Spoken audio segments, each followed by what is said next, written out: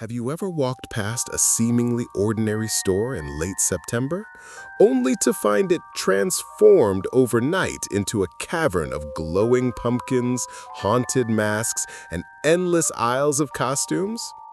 What if I told you that behind the cheerful orange banners of Spirit Halloween lies a tale of ambition, superstition, and secrets that few ever hear? Tonight, we're going to unravel the astonishing, little-known story of Spirit Halloween, from humble beginnings to a national phenomenon, intertwined with eerie legends, entrepreneurial genius, and a few ghostly whispers. Stay with me, because by the time this story ends, Halloween will never look the same again. In the early 1980s, a man named Joe Marver noticed something peculiar. Every autumn, department stores and local shops would scramble to stock Halloween merchandise, but the selection was often sparse and the decorations were dull. Marver, a small-town entrepreneur from California, realized that Halloween, America's second most celebrated holiday after Christmas, was being underserved. But there was more than just an opportunity for profit. Marver had grown up hearing local tales of haunted houses, restless spirits, and the curious magic that seemed to linger in the crisp October air.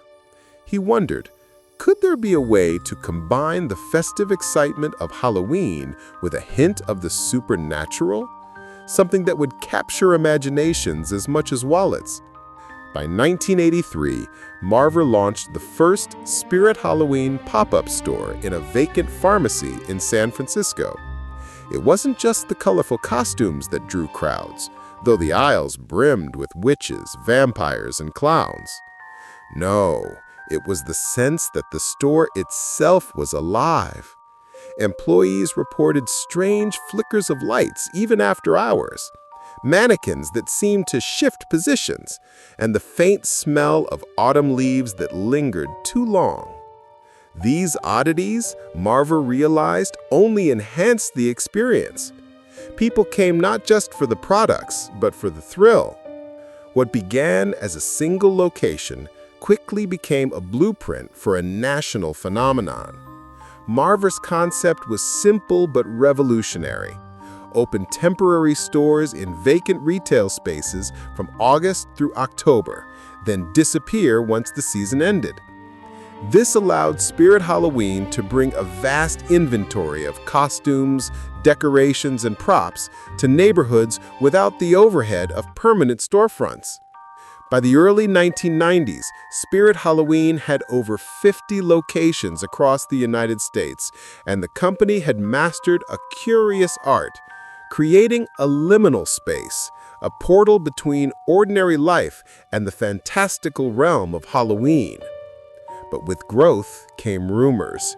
Employees whispered of strange incidents, mannequins that moved at night, unexplainable cold spots in the center aisles, and most famously, the jack-o'-lantern incident in 1997, when a giant pumpkin display in a Michigan store purportedly rolled on its own, narrowly missing a customer. While skeptics dismissed these as urban legends, the tales only added to the store's allure. Spirit Halloween's success was not merely the result of clever marketing, it was, in some ways, magical. Marver had a secret. He was fascinated with folklore and the occult. In the early days, he consulted local historians, ghost hunters, and even retired carnival operators to gather haunted merchandise, items that carried a sense of story, history, or mystery. A mask might come with a legend from New Orleans, a skeleton prop traced back to a 19th century funeral procession, a wand said to have been used in stage illusions during the Gilded Age. Marver understood something fundamental. People don't just buy Halloween products, they buy the stories behind them. As Spirit Halloween expanded, so did the myths.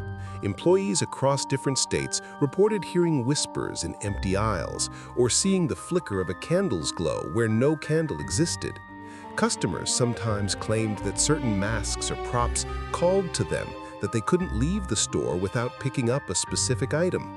Critics chalk this up to clever merchandising psychology, but some insiders hint at a deeper truth, that Halloween itself, through Spirit Halloween, had found a way to channel the human fascination with the supernatural into commerce.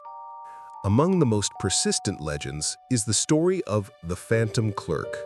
Multiple employees across decades and states claimed to have seen a shadowy figure roaming the aisles late at night, tall, dressed in an old-fashioned suit with hollow eyes that seemed to peer into their souls.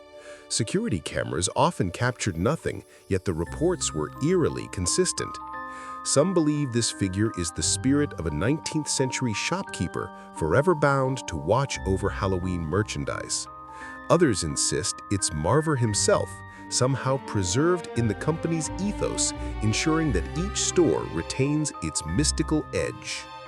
Another story revolves around the vanishing aisle.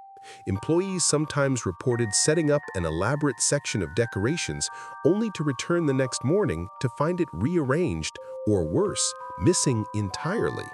Boxes would reappear weeks later in odd places, as if the store itself had a consciousness, moving items according to some unseen logic.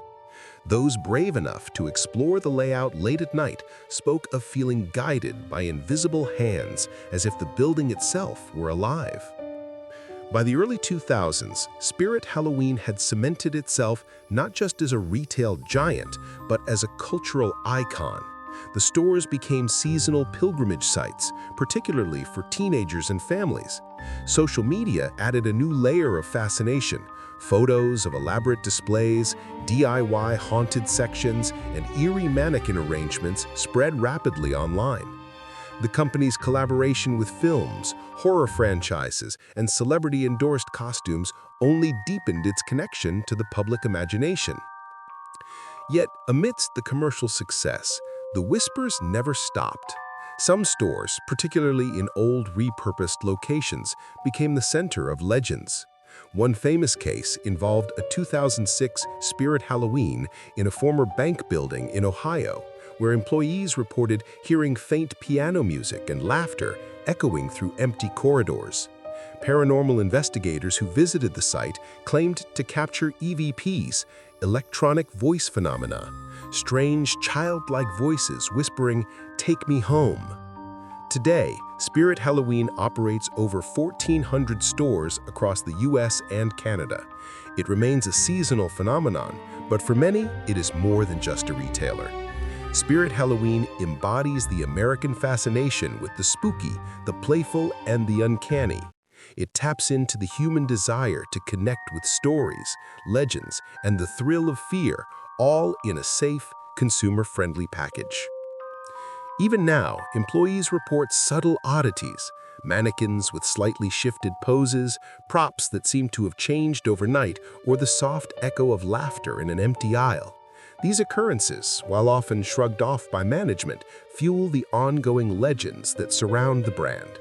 Some customers swear they can feel the magic, the electricity of possibility in the air as they browse through aisles of ghouls and witches.